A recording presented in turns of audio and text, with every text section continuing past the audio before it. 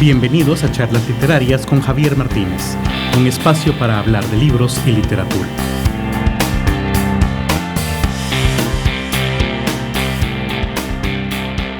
Amigos, bienvenidos una vez más a Charlas Literarias, ahora en nuestro segundo episodio, Identidad y Literatura.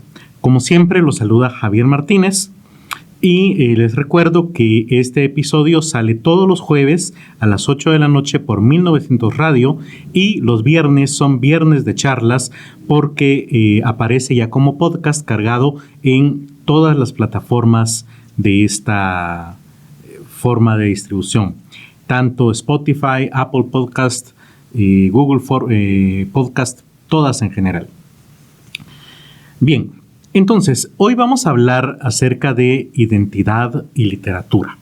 Dos conceptos que van muy de la mano, que obviamente están relacionados. Por eso es que muchas veces el Currículum Nacional Base contiene temas de literatura nacional y el objetivo final, diría yo, es crear precisamente este sentido de pertenencia, esta identidad guatemalteca que de una u otra manera ha sido bastante desdibujada a través de los años y es bastante crítica en el sentido que para algunos habría una identidad nacional, mientras que para otros realmente la identidad guatemalteca se forma por distintas nacionalidades que habitamos este territorio. Y eso me lleva precisamente a desarrollar o introducir el tema hablando un poco de historia que ya habíamos abordado en el primer episodio, pero que ahora espero ahondar un poco más. Recordemos que esta idea de nación realmente es algo nuevo, algo que surge a mediados, de hecho, del siglo XIX. En algunas de mis clases de historia, por ejemplo, yo les hago ver a mis alumnos que realmente es en el siglo XIX cuando surge el mundo como actualmente lo concebimos, organizado en naciones-estado, que vendrían a ser países claramente delimitadas por un territorio, donde asociamos un país con cierto idioma, y más que eso, donde hay un estado, a veces democrático, a veces no, pero que es el encargado de proveer algunas cuestiones de tipo popular, ya sea la construcción de caminos, brindar servicios básicos, servicios de salud, etc. Antes de 1800, algunos países ya tenían una idea de esto, pero eran muy pocos. Concretamente, vamos a hablarlo en un momento, España e Inglaterra. Pero la mayoría de países antes de 1800 eran realmente monarquías. ¿Y cuál era la diferencia? Bueno, en una monarquía absoluta, el rey tiene el absoluto poder. En su sola persona concentra los tres poderes: legislativo, ejecutivo y judicial. En otras palabras, el rey decretaba una ley, hacía que se cumpliera. Y si alguien no cumplía esta ley, era el mismo rey el encargado de imponer un castigo a la persona. Sin mencionar, por supuesto, que el rey era elegido por Dios, en otras palabras, por el Papa, por alguna autoridad eclesiástica, en el caso, por ejemplo, de Inglaterra o de otros países que ya no seguían al Papa para 1800, porque recordemos pues que ya el protestantismo surge varios siglos antes, pero lo que es un hecho es que el monarca era el dueño de la tierra y de todo lo que en ella había, tanto casas, cosas, animales, como incluso personas. Entonces es en el siglo XIX donde todo cambia y ya empezamos a pensar que las personas tienen algunos derechos, que el rey debe ser limitado en algún sentido a través de una carta donde él se compromete a respetar ciertas cosas básicas, como por ejemplo la vida de las personas o la propiedad privada. Esas cartas posteriormente serían conocidas como constituciones, precisamente. Aclaro también que estoy hablando de una manera muy general. Alguien dirá, no, los derechos humanos surgen antes, ya había habido una primera constitución en otro país, y claro que sí, pero es a partir de 1800 donde esto se difunde y se vuelve la generalidad y no la excepción. ¿Qué excepciones existían antes? Bueno, tenemos España, que como ya sabemos, durante el siglo XV sufre la llamada Reconquista. ¿A qué llaman ellos Reconquista? Bueno, básicamente el Reino de Castilla, ya con algunas ampliaciones de su territorio original que se habían venido sucediendo durante el final de la Edad Media, decide ampliar su territorio y anexar reinos cristianos al suyo. Una vez anexados todos los reinos cristianos, ya sea a la fuerza o a través de convenios o de negociaciones diplomáticas, empieza a expandir su territorio a reinos, llamémoslos así, que no correspondían al cristianismo, que eran básicamente ciudades que habían fundado los árabes en territorio que hoy pensamos que es España, pero que en esa época no se definía como España. También es importante aclarar la cuestión histórica si era una reconquista o no. Para ese entonces, o al menos para la Edad Media, realmente los árabes era la cultura más fuerte y más expandida a nivel mundial. Lo que realmente estaban haciendo los árabes era expandir su comercio y al final sus dominios, pero sobre todo el comercio, con esos reinos españoles que estaban en el norte. Para ello, obviamente, tenían que hacer largos viajes, caravanas de meses, desde Marruecos, desde el norte de África, hacia España. En algún momento se empezaron a levantar campamentos, que poco a poco fueron aldeas, con el pasar del tiempo fueron pequeños pueblos, hasta convertirse en ciudades. Estos pueblos fundados por árabes, creados, levantados por árabes y obviamente administrados también por árabes, realmente nunca estuvieron sobre territorio cristiano, o pocas veces al menos.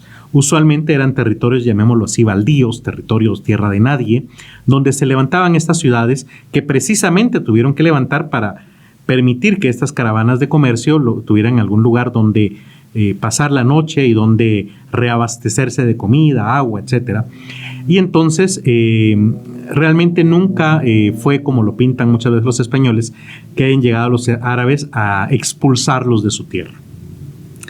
Los que sí expulsaron fueron los cristianos españoles, que durante el siglo XV expulsan a todos los árabes y judíos de su territorio. Aquellos que se querían quedar, que fueron llamados mudejares o mudejar, debían abandonar su fe islámica y convertirse obviamente al cristianismo.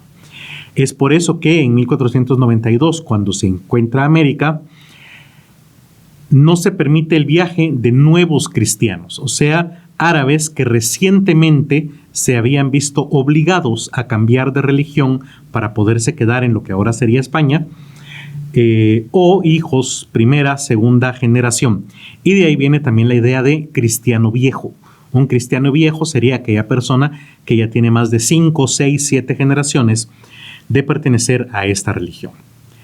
De esa manera, España, o los reyes de Castilla más bien, unifican el territorio, lo vuelven sólido y empiezan a imponer además su idioma sobre otros idiomas locales, como por ejemplo el leonés, por decirles algo. Entonces España, ya desde el siglo XV, finales obviamente, e inicios del XVI, logra construir lo que hoy pensaríamos como nación. Y por supuesto el descubrimiento de América, o el haber encontrado América más bien, ya la palabra descubrimiento creo que ha sido ampliamente debatida y sobrepasada también. La cuestión es que ya precisamente América le da esa riqueza y esa estabilidad económica que necesitaba España para mantener esa unidad. Otro proceso que también unifica a un país es el que pasa Francia en la Revolución Francesa, donde sabemos que el pueblo pues se harta de la monarquía, la matan y se enfrentan al hecho de que no tenían pensado ahora cómo gobernarse. De hecho, hacen distintos intentos de ver ahora qué vamos a hacer. Por supuesto, hubo quienes propusieron, bueno, pues pongamos a otro rey, ya sea un pariente del anterior o una nueva monarquía, una nueva casa dinástica. Quienes dijeron, no, yo quiero ser el nuevo rey, no necesariamente soy noble. Hubo quienes propusieron repúblicas, hubo quienes propusieron ser dominados por una junta de sabios, sabios que también después terminaron traicionándose entre sí, que es el caso de Montesquieu. Pero bueno, Francia hace varios intentos y al final funda la Cuarta República, que es la que ahora conocemos. Sin embargo, la Revolución Francesa sí le paró los pelos, por así decirlo, puso en ascuas a otras monarquías, porque se dieron cuenta que la gente podía rebelarse, y sobre todo lo que había sucedido en Francia era un abrirle los ojos a los plebeyos de que no tenían que estar así siempre y de que había otras formas de autogobernarse. Obviamente muchas monarquías lo que hicieron fue luchar en contra de Francia para invadirla y no permitir que estas nuevas formas de gobierno triunfasen.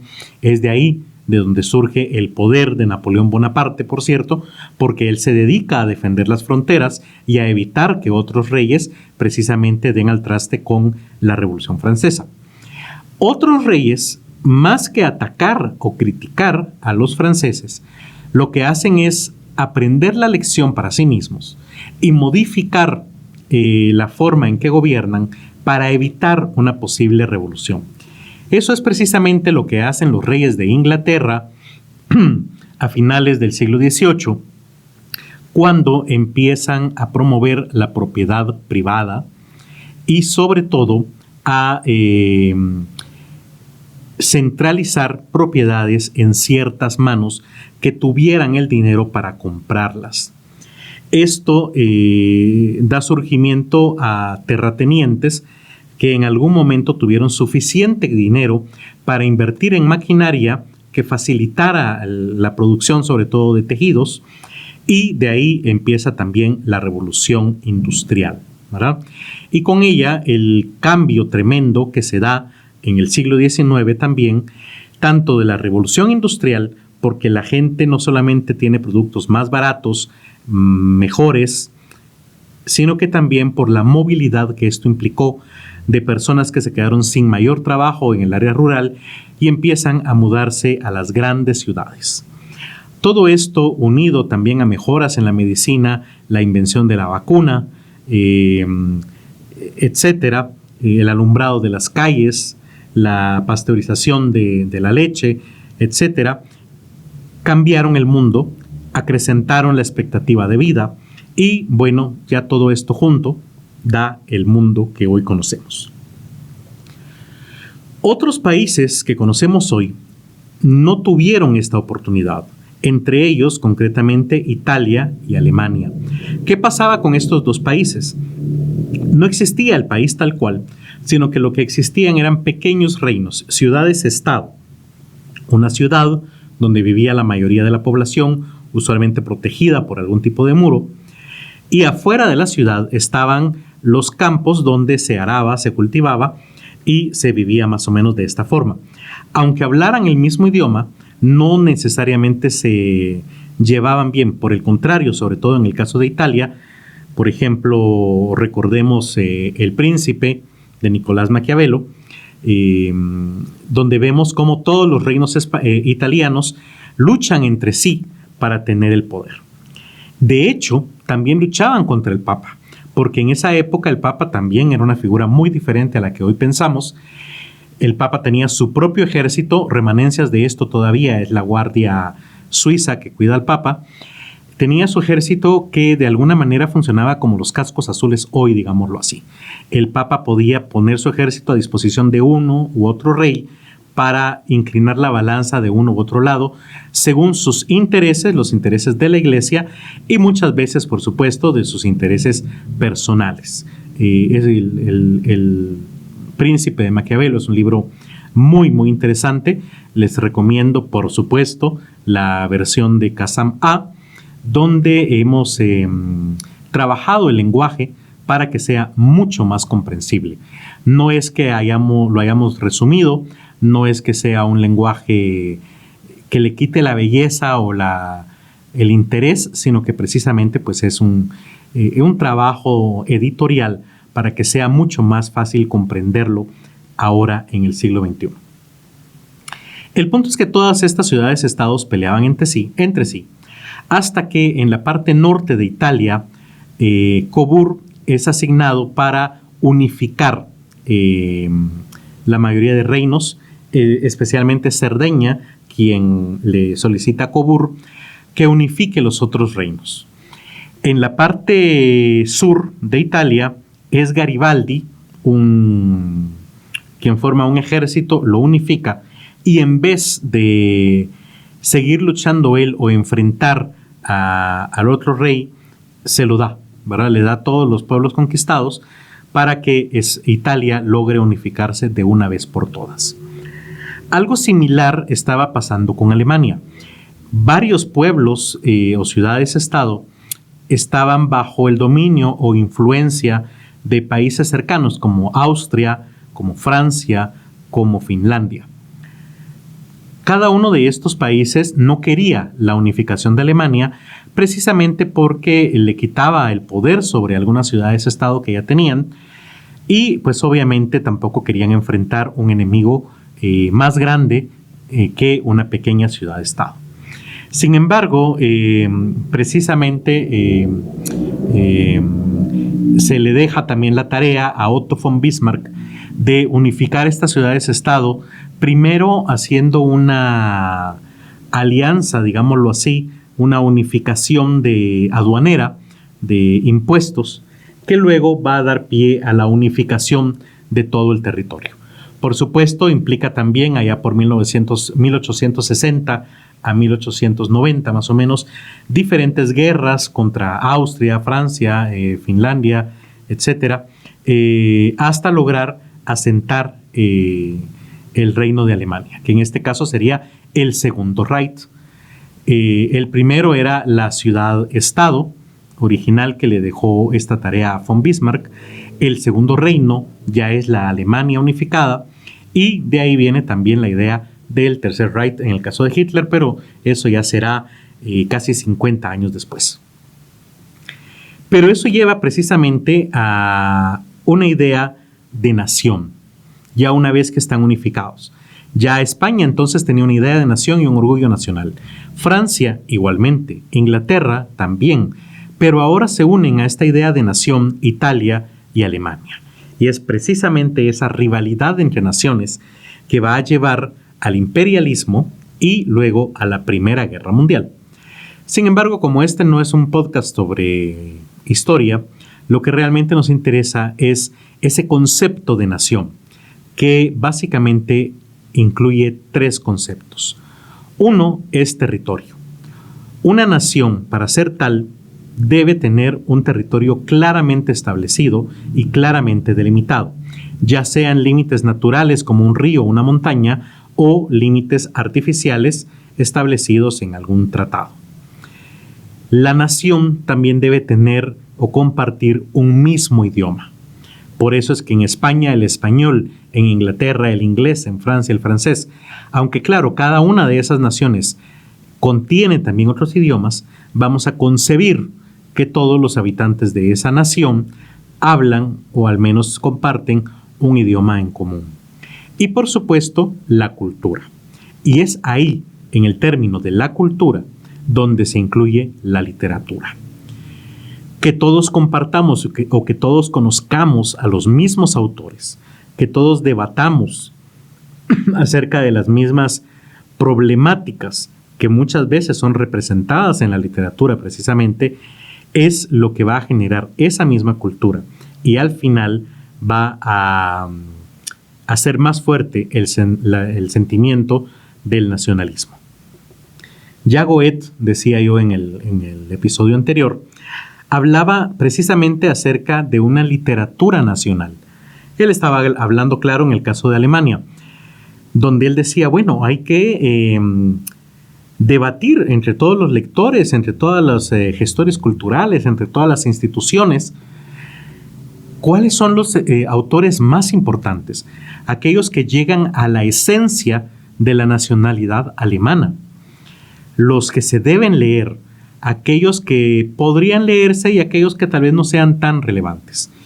Y los que sean relevantes para la cultura alemana, eventualmente de ellos también podría sacarse un pequeño puñado, que sería la literatura universal. Aquellos que definitivamente deben formar parte del bagaje cultural de cualquier ser humano. En el caso de Guatemala, por ejemplo, nosotros esperaríamos, es importante leer a X autor, pero esperaríamos, por ejemplo, que un japonés conozca a ese autor un tanto desconocido, tal vez no. Pero ¿qué tal a Miguel Ángel Asturias? Él es un premio Nobel. Ya hace bastantes años, pero de todos modos sigue siendo un premio Nobel. Así que seguramente para el canon universal, Guatemala podría aportar a Miguel Ángel Asturias. Ahora, para el plano o la categoría de literatura nacional, ya estamos hablando de otros autores importantes, que es precisamente de los que vamos a hablar hoy acá. Como por ejemplo, Flavio Herrera, Mario Monteforte Toledo, por ejemplo. ¿Qué criterios debería tener entonces un autor para considerarse de la literatura nacional? Eso es algo muy complejo y que los invito a que me ayuden a definir qué características o quiénes están dentro de la literatura nacional, comentando en las redes sociales, enviándonos mensajes. Debatamos qué es la literatura nacional y quiénes están dentro de ella. Pero retomemos. Dentro de la literatura hay ciertos movimientos, ciertas épocas que obviamente tienen mucho más que ver con ese sentimiento de nacionalismo que otras. Por ejemplo, hoy 2021 sería un poco difícil encontrar un autor que vaya precisamente hacia esa esencia nacional, estando ya nosotros metidos en una época de una aldea global, el internet, el streaming. Este podcast, por ejemplo, no solamente lo podrían oír en Guatemala, lo pueden escuchar en cualquier parte del mundo realmente. Dentro de estas corrientes está el costumbrismo. El costumbrismo precisamente surge a mediados del siglo XIX y su objetivo es ahondar en las costumbres, su mismo nombre lo dice, en las tradiciones, las leyendas de cada país. Resulta interesante que realmente no es tanto un movimiento literario como realmente en su momento fue más un movimiento periodístico. A lo que me refiero es que en su momento casi todos los autores publicaron más como una especie de columna periodística más que libros. Incluso aquí en Guatemala, el más famoso de esta época, que sería José Milla y Vidaurre, también conocido como Salomé Gil, publicó muchas de sus novelas y muchos de sus cuadros de costumbres en diferentes periódicos como La Gaceta Oficial, El Diario de Centroamérica o La Semana. Resulta que muchos de estos documentos que hoy vemos en libros que consideramos literatura, realmente fueron artículos periodísticos. Incluso sus novelas se publicaban por entregas en estos periódicos. Recordemos que José Milla vivió de 1822 a 1882, por lo tanto es uno de los primeros autores que efectivamente nacen ya en una época independiente y ve el transcurrir de los primeros años de anexión a México, los siguientes años como la República Federal de Centroamérica, para llegar en la década de 1840 a la República de Guatemala. Sin embargo, algo importante con José Milla es el concepto que él define como chapín. Y es precisamente él quien logra, a través de los cuadros de costumbres que publicó y que luego se recogieron bajo el mismo nombre en forma de libro, que describe al chapín. Y por eso vamos a darnos ahorita un tiempo para escuchar el cuadro de costumbre con este mismo título.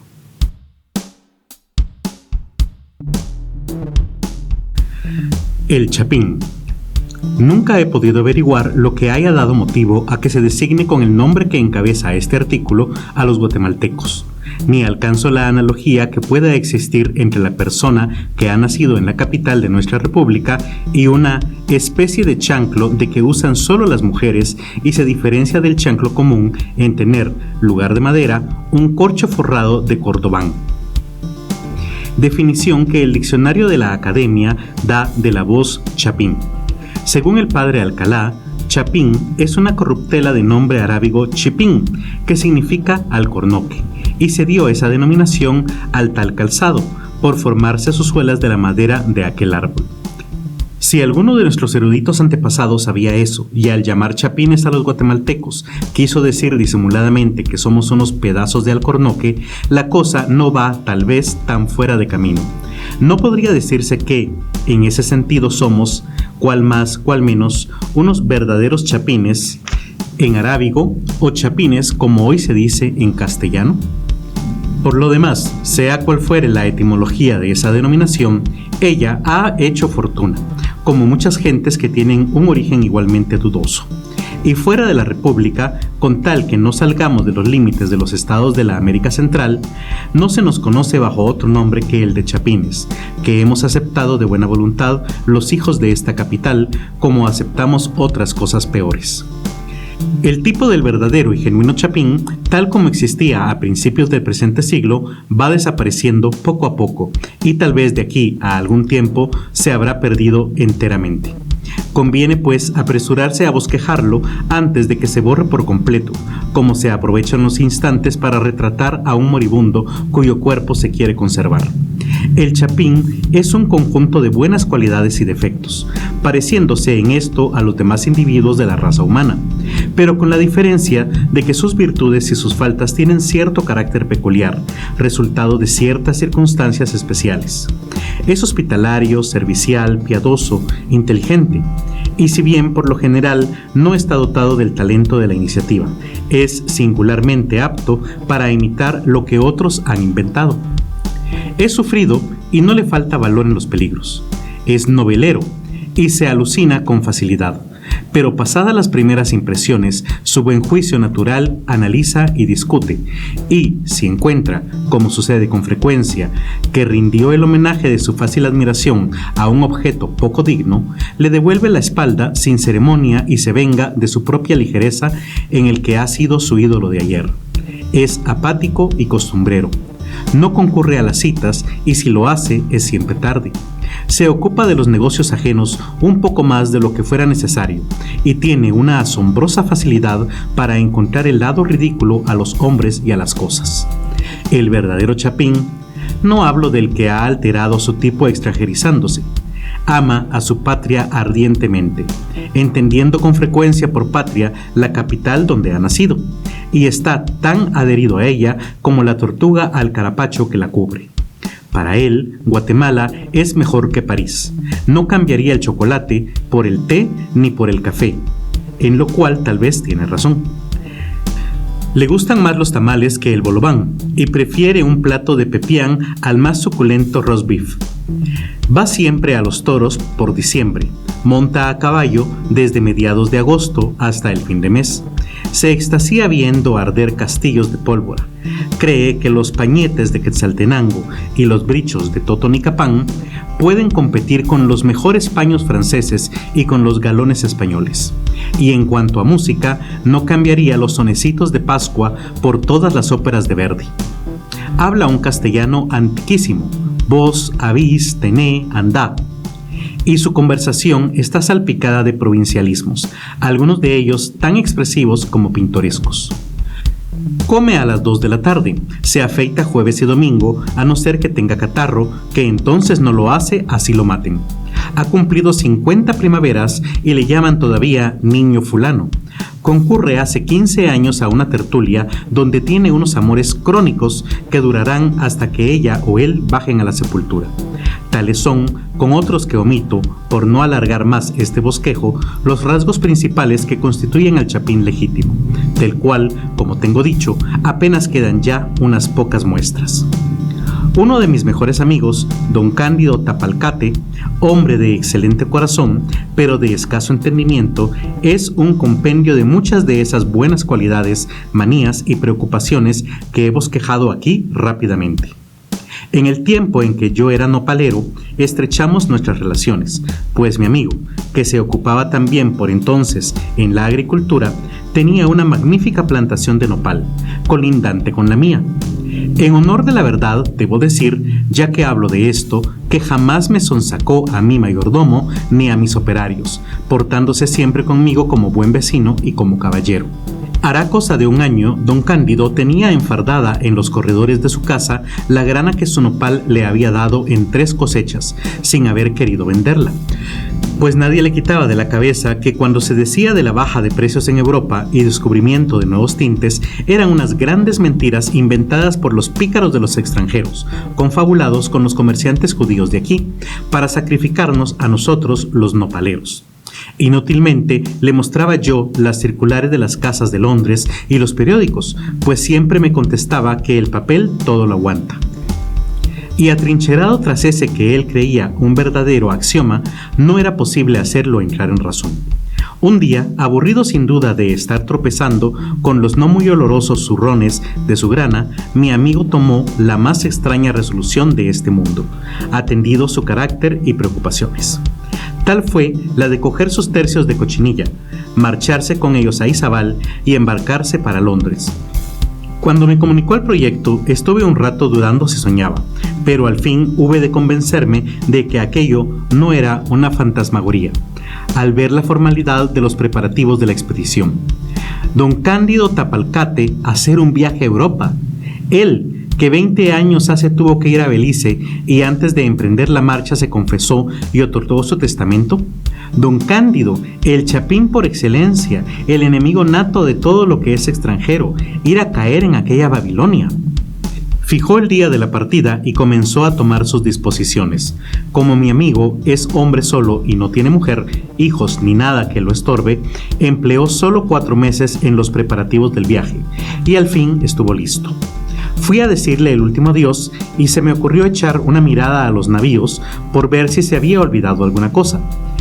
Figuraos mi sorpresa al ver que don Cándido marchaba para Londres con un catre y su correspondiente colchón, con toda su ropa, en cuenta los fraques y las levitas de penúltima moda que aquí solía llevar, con un sombrero dentro de su respectiva caja, con un servicio de mesa desde manteles hasta salero, con batidor de cobre y su correspondiente molinillo, y con un mueble de que jamás se había separado, al cual tenía particular cariño y que llamaré aquí por su nombre, puesto que es pecado, la basinica de plata de su abuelo. No hay remedio, dije para mí, Tapalcate ha creído que Londres es Escuintla, y por eso arrea con todos sus tocayos. Trabajo me costó persuadirlo de que dejase una parte del menaje, pero no me fue posible hacerlo separarse ni del batidor, ni del original del abuelo. Llegado el día de la marcha, se despidió de mí hecho un mar de lágrimas y me confesó que se iba únicamente por haberlo anunciado tantas veces, siéndole bochornoso desistir del cacareado viaje. Mi pobre amigo sufrió el más horroroso mareo durante la navegación. En conciencia, no le debieron haber cobrado como a pasajero, sino el flete como un zurrón más de los 300 y tantos que iban por su cuenta embarcándolo bajo conocimiento. Llegó al fin a Londres y algún tiempo después recibió una carta suya que voy a trasladar aquí íntegra, para que se tenga idea de las impresiones de un sencillo chapín del año 1811 en una de las grandes capitales de Europa. Decía así: Londres, diciembre 15 de 1860.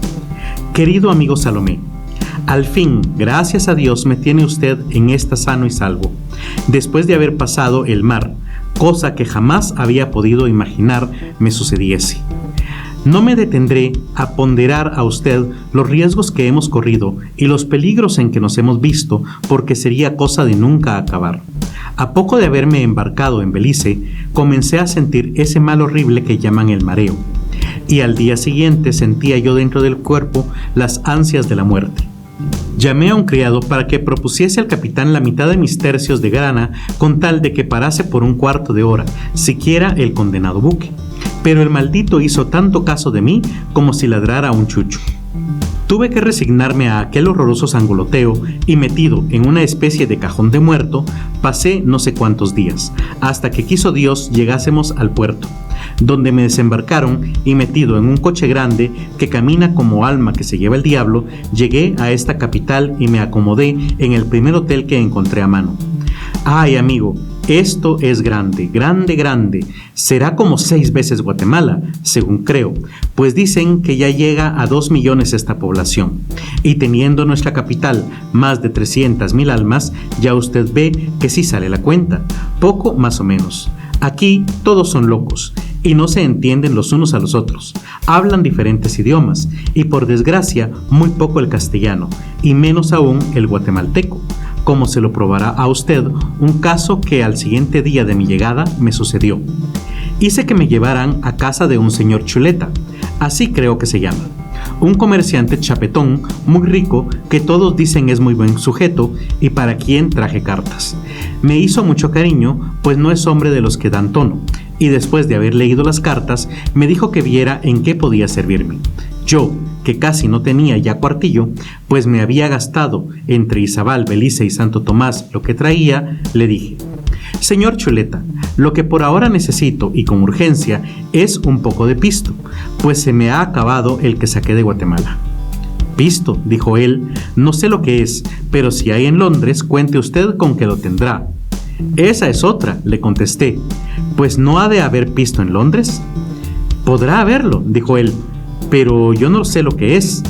Pisto, pisto, le repliqué, lo que todos gastamos, y viendo por fortuna unas cuantas monedas sobre el escritorio, las tomé y le dije: esto es pisto, señor Chuleta. Ah, dijo él, ustedes llaman pisto al dinero, esa es otra cosa, y tendrá usted el pisto. Figúrese usted, amigo, si no es para desesperarse uno. Hasta ahora oigo que pisto no es palabra castellana. ¿Será pues griego o populaca lo que allí hablamos? Luego sucede que en el condenado hotel donde vivo nadie me entiende una palabra. En vano he recurrido al consejo que en esa me dieron algunos amigos, y que es un recurso tan sabido, de pedir sombrero cuando quiero pan, botas si necesito mantequilla, y nombrar a la Pepa, mi prima, para pedir papel. Ni por esas, me responden siempre: ¡ay, no sé dónde están! Figúrese usted, mi amigo, si yo he de creer que los criados del hotel no saben dónde está el pan, la mantequilla y el papel. Después he sabido que lo que quieren decirme con eso es que no me entienden. Creo, pues, que estos malditos criados han olvidado ya el inglés. No he ido a los teatros ni a los museos, ni a los otros establecimientos públicos, ni a nada, porque con el diablo de frío que hace, me ha caído un catarro que me ha tenido encerrado casi desde que vine. Salí un día por necesidad, porque me avisaron que iban a venir mis granas, lo cual hicieron como que les dio la gana.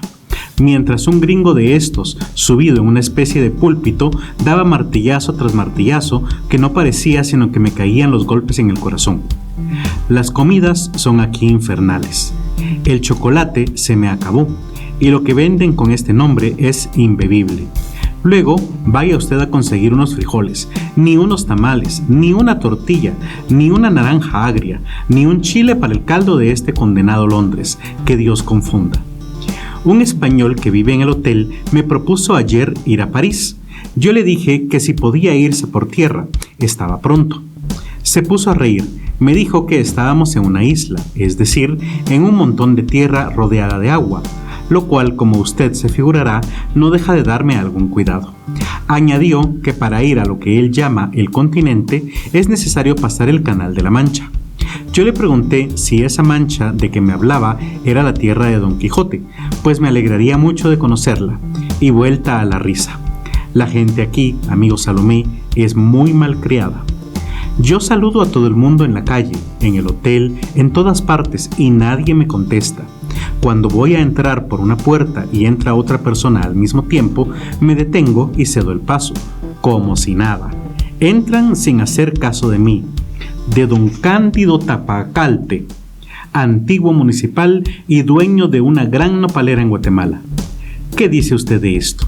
Estoy arreglando todo para marcharme, y lo único que me detiene es que me han aconsejado asegure el pisto. Usted sí sabe lo que es pisto. ¿Qué voy a llevar? Y me piden por eso no sé cuánto. Yo les he enviado la droga y he dicho que más seguro va en mi cofre que en ninguna otra parte. Socaliñas, mi amigo, socaliñas. Ahora ya sé lo que es Londres y nadie podrá contarme cuentos. Pronto nos veremos si no me muero del mareo. Y entre tanto, me repito de usted, afectísimo amigo, Cándido Tapalcati. Postdata. Por si no me voy tan pronto, hágame favor de pasar a casa, buscar mi capa que dejé en la perchera y enviármela por el paquete. Porque si no, con este frío me voy a helar hasta los huesos. Suyo, etcétera, CT. Tal era la extraña carta de mi sencillo y excelente amigo. 2 meses después estaba en Guatemala. Fui a encontrarlo a la garita.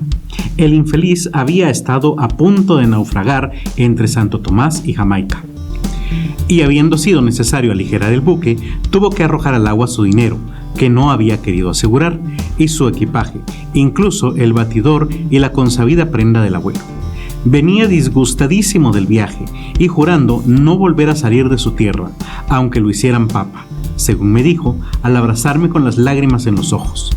Me hizo la enumeración de todos sus percances y concluyó asegurándome que si alguna vez le venía la tentación de mezclarse en la política y llegaba el caso de que lo expulsasen del país, pidiera más bien como favor el que lo fusilaran antes de hacerle salir de Guatemala. Bien, espero que les haya gustado El Chapín de Salomé Gil o José Milla, y recordemos que no solamente él en Centroamérica publicó este tipo de documentos que van directamente al nacionalismo de nuestros compatriotas. Por ejemplo, también está Luis Salvador Efraín Salazar, conocido también como Salarrué, quien vivió de 1899 a 1975. Obviamente él está más identificado con el costumbrismo, pero salvadoreño, con obras como Cuentos de Cipotes, Cuentos de Barro, entre otros. Usted me dirá, pero si José Milla vivió en el siglo XIX, mientras que Salarrué en el siglo XX, entonces no encaja. Bueno, no importa. Lo que pasa con los movimientos literarios es precisamente eso. Las personas las obras se van a caracterizar precisamente por la forma en que fueron escritas, por el objetivo que tienen, por las características literarias. No corresponden a épocas temporales, por así decirlo.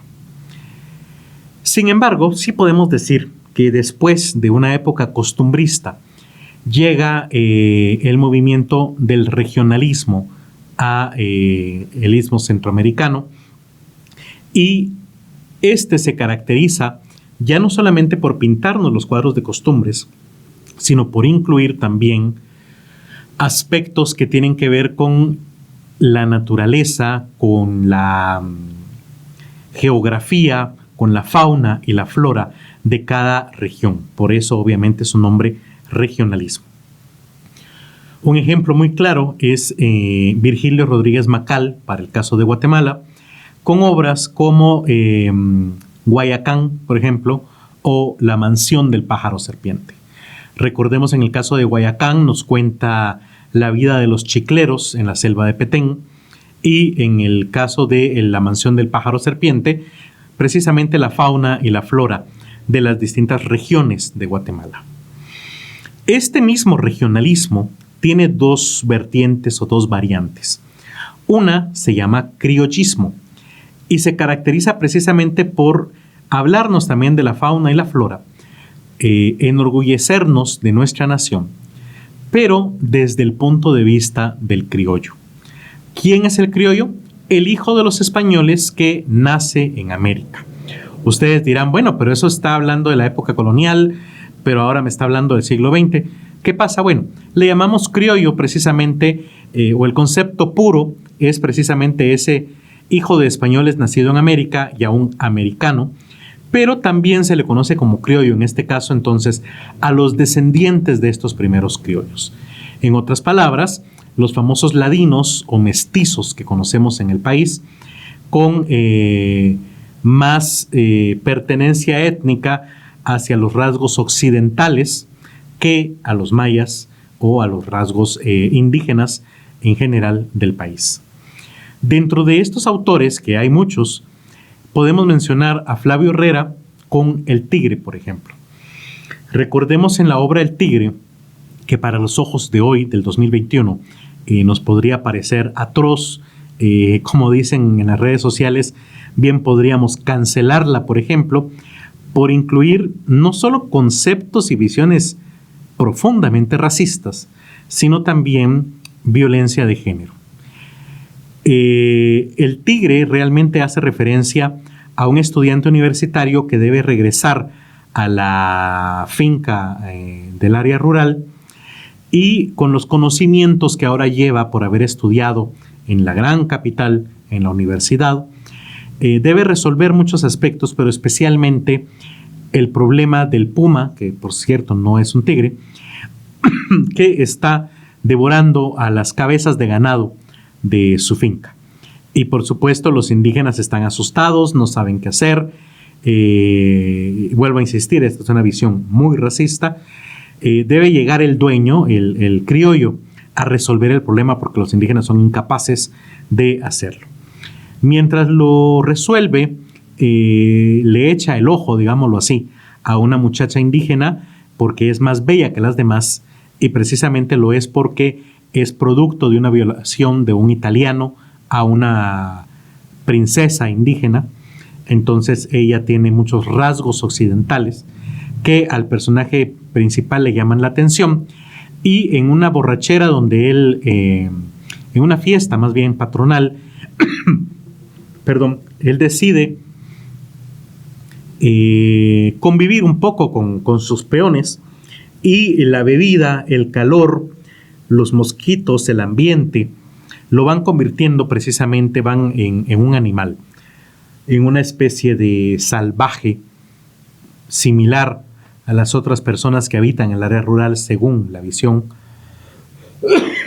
criollista precisamente, y al final viola a la muchacha. Pero básicamente lo que hace Flavio Herrera es exculpar al personaje y culpar precisamente al ambiente. Otra visión del regionalismo es el indigenismo, que a pesar de tratar de presentar una visión un poco más benévola del indígena, no deja de ser racista, precisamente por eso, porque se basa en la idea del buen salvaje desde el punto de vista criollo, ¿verdad? Desde el punto de vista mestizo. Se concibe al indígena como una persona sin maldad, como una persona incluso llegando a ser tan bueno que es tonto y que necesita la protección de aquellas personas que sí conocen el mundo, que obviamente serían los ladinos. Un caso muy concreto y muy claro sería la novela Entre la Piedra y la Cruz de Mario Monteforte Toledo, que por supuesto tiene muchas otras obras como La Cueva sin Quietud. Sin embargo, la novela Entre la Piedra y la Cruz es tal vez la más clara, incluso empezando desde su nombre. La piedra del título hace referencia a los monolitos, a las estelas, a los ídolos de barro que adora el indígena, y la cruz obviamente al cristianismo. Tenemos a un personaje principal que es de origen indígena, pero que gracias a un maestro mestizo logra educarse y entonces ir dejando esas costumbres para pasar a ser un profesor. También él viaja a la capital y entonces se le va quitando, por así decirlo, lo van puliendo hasta llegar a ser un ciudadano guatemalteco ejemplar, ¿verdad? Al punto que llega a enamorarse y a vivir con la hija de su maestro, a pesar de que es mestiza y él es indígena. Obviamente hay mucho racismo ahí escondido desde una visión benévola, pero racista al fin, la verdad. Entonces, ¿dónde termina el costumbrismo? ¿Dónde empieza el regionalismo? Como les decía, no es una cuestión temporal, es más una cuestión de las características de la propia obra. Y eso nos lleva a preguntarnos, ¿habrá todavía hoy, 2021, autores que pudieran clasificarse como costumbristas o regionalistas? Creo que sí.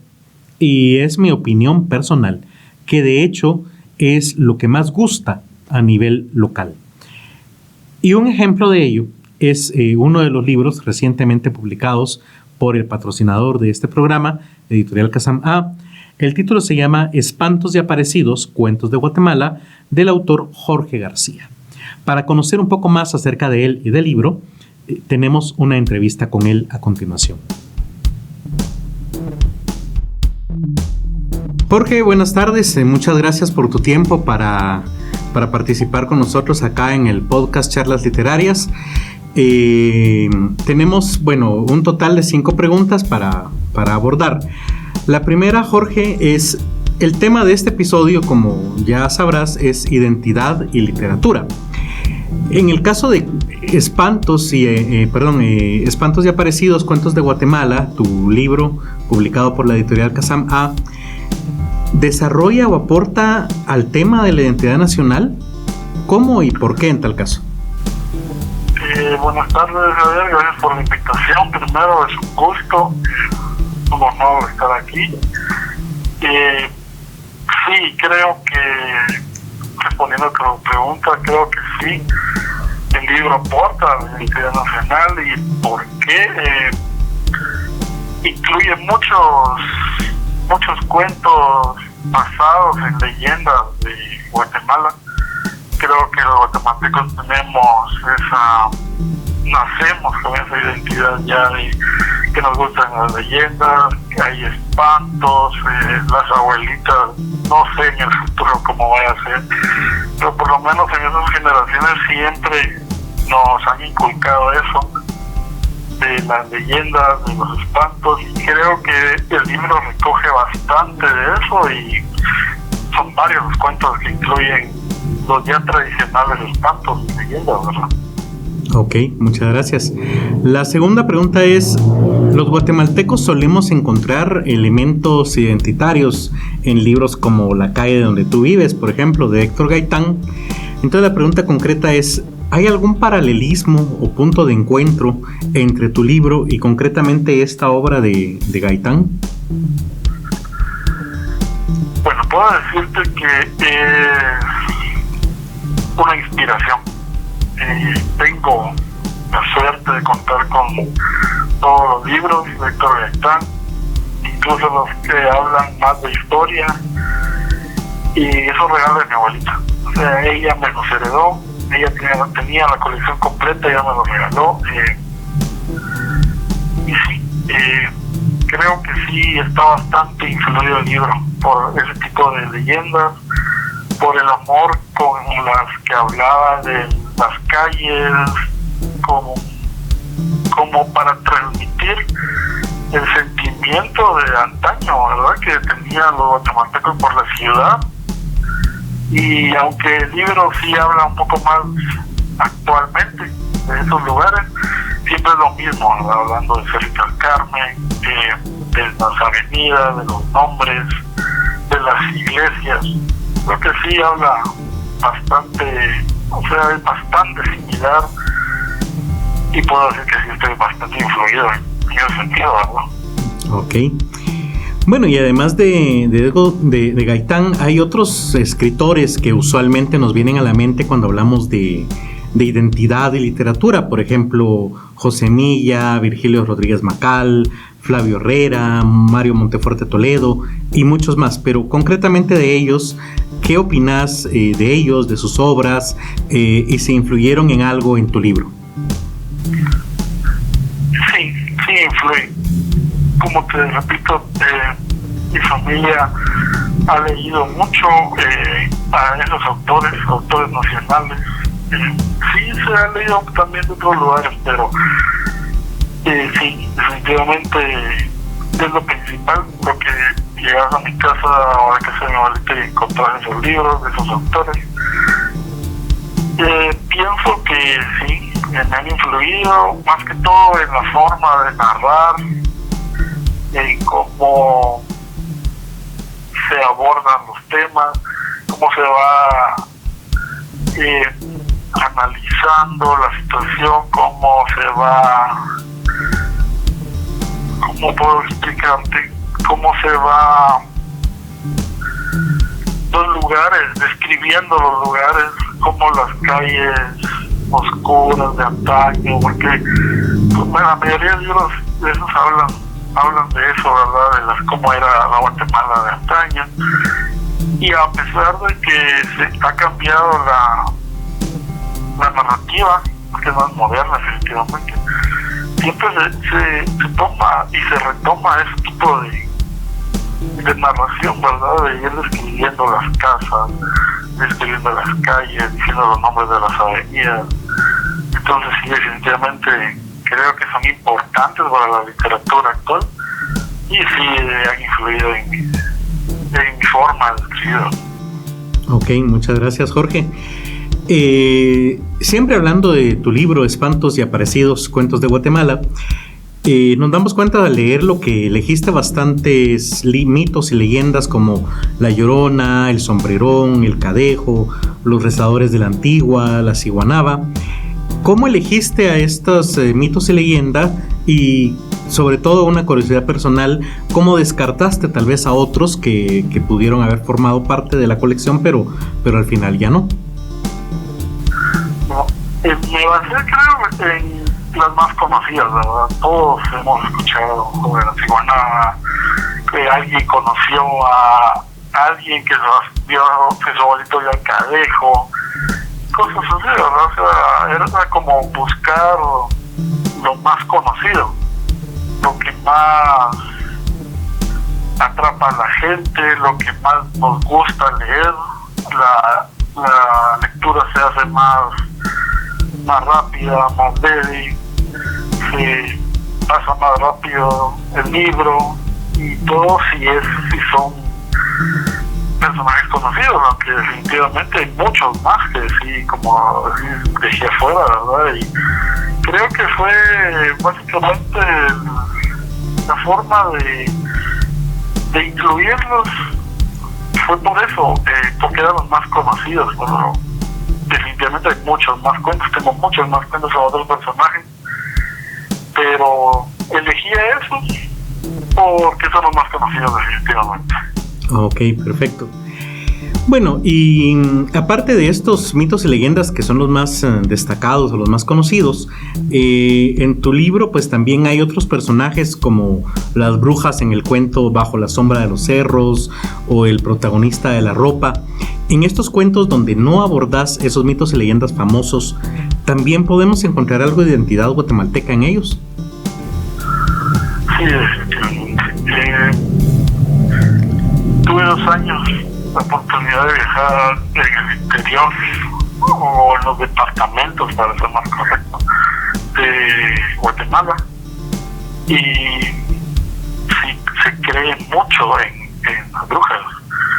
O sea, casi no se habla porque se teme, no es como hablar de La Llorona, cosas así, porque la gente lo ve como un tema más serio, pero sí se habla mucho sobre eso, por ejemplo, porque igual hay gente que piensa que le hicieron un trabajo o cosas así, ¿verdad? De brujería. Y sí, definitivamente se cree, aunque un poco más discretamente se puede decir en eso. Y sí, creo que recogí un poco del temor que me contaron de algunos relatos, sobre todo en Huehuetenango, que me contaron que pasaba volando o algo así, algo que la gente pensaba que era una bruja. Y creo que sí recogí un poco de eso en ese cuento en específico, y sí, definitivamente también aporta la identidad y recoge de la propia identidad de Guatemala. Entonces agradecemos a Jorge su participación y retomamos el tema. El costumbrismo, el regionalismo, realmente también incluye las obras que tratan acerca de tradiciones y leyendas, que obviamente están íntimamente ligadas con la tradición oral. Muchos de nosotros crecimos escuchando esas historias, diferentes variantes, que por cierto los invito a que compartan con nosotros en las redes sociales ¿Qué variantes, qué historias se saben ustedes del sombrerón, de la ciguanaba, de, no sé, de la Llorona? ¿Hay acaso alguna leyenda o mito específico del lugar donde ustedes son? Compártanlo en las redes sociales y los vamos a leer y vamos a compartir entre todos acerca de estas tradiciones.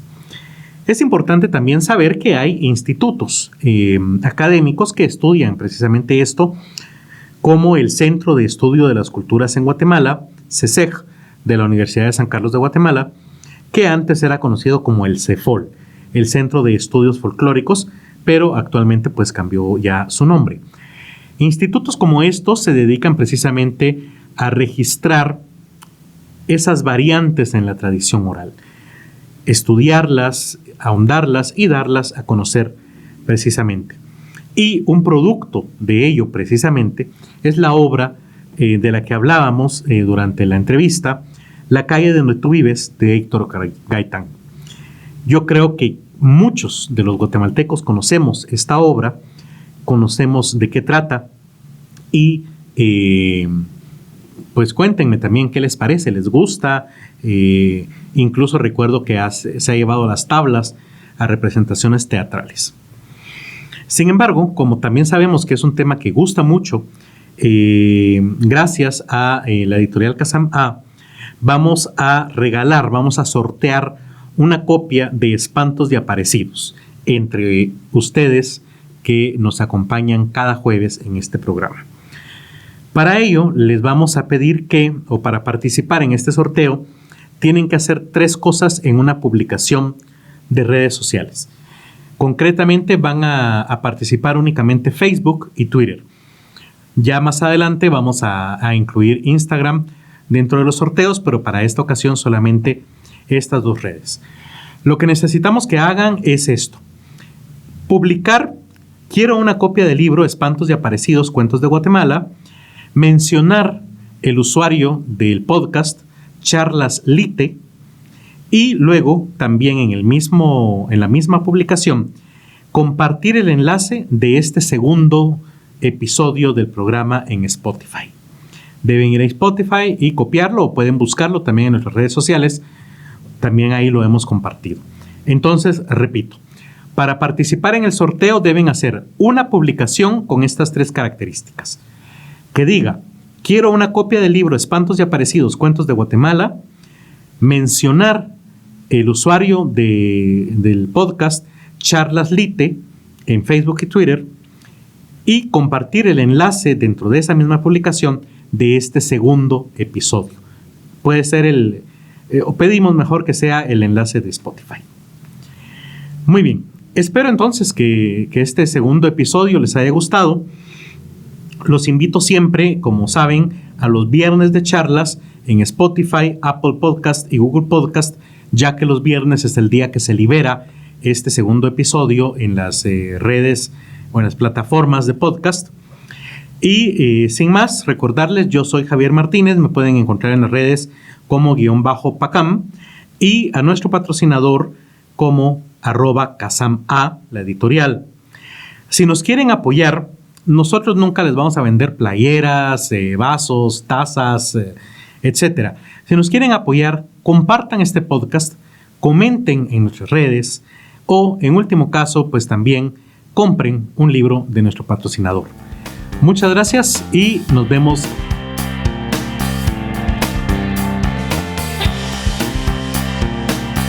Charlas Literarias es producido y grabado en la editorial Kazam A. Encuentra este episodio en Spotify, Apple Podcast, Google Podcast y otras plataformas similares. Contáctanos en Facebook y Twitter como Charlas Lite.